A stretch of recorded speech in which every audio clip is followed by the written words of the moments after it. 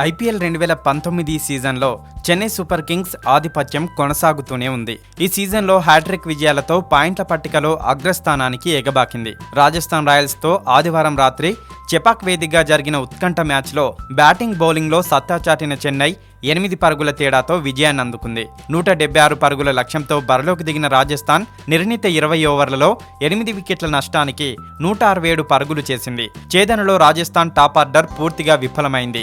Rahul Tripathi, Smith, Ben స్టోక్స్లు రాణించినప్పటికీ జట్టుకు విజయాన్ని అందించలేకపోయారు. CSK బౌలర్లలో దీపక్ చాహర్, ఇమ్రాన్ తాహిర్, డ్వేన్ బ్రావో, శార్దుల్ ఠాకూర్లు తలో 2 వికెట్లు తీశారు. అంతకుముందు ధోని హాఫ్ సెంచరీతో రాణించడంతో టాస్ ఓడి బ్యాటింగ్కి దిగిన చెన్నై నిర్ణీత 20 ఓవర్లలో 5 వికెట్ల నష్టానికి 175 పరుగులు చేసింది. ఈ మ్యాచ్ ఆరంభంలోనే 3 వికెట్లు చేజార్చుకున్న చెన్నై సూపర్ కింగ్స్ జట్టును రైనా, ధోని ఆదుకున్నారు.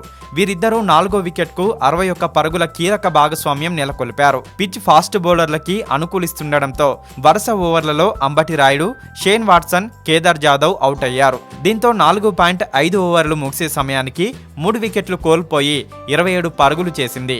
ఈ దశలో క్రీజులకు వచ్చిన ధోనితో కలిసి సురేష్ రైనా ఇన్నింగ్స్ ను చక్కదిద్దాడు. అయితే ఉనద్కత్ బౌలింగ్ లో క్లీన్ బౌల్డ్ అయ్యారు. అనంతరం క్రీజులోకి వచ్చిన బ్రావోతో కలిసి ధోని ఇన్నింగ్స్ ను ముందుకు నడిపించారు. ఈ క్రమంలో ధోని హాఫ్ సెంచరీని పూర్తి చేసుకున్నారు. ధోనికి ఐపీఎల్లో ఇది 2వ అత్యధిక వ్యక్తిగత స్కోర్ కావడం విశేషం. 2018 ఐపీఎల్లో మొహాలి వేదికగా పంజాబ్ తో జరిగిన మ్యాచ్ లో ధోనికి ఐపీఎల్లో అత్యధిక స్కోరు నమోదు చేశాడు.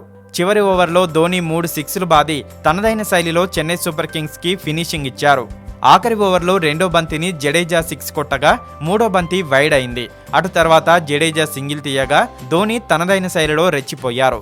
ఆఖరి ఓవర్లో మొత్తంగా 28 పరుగులు వచ్చాయి. దాంతో సిఎస్కే నిర్ణీత ఓవర్లో 5 వికెట్ల నష్టానికి 175 పరుగులు చేసింది.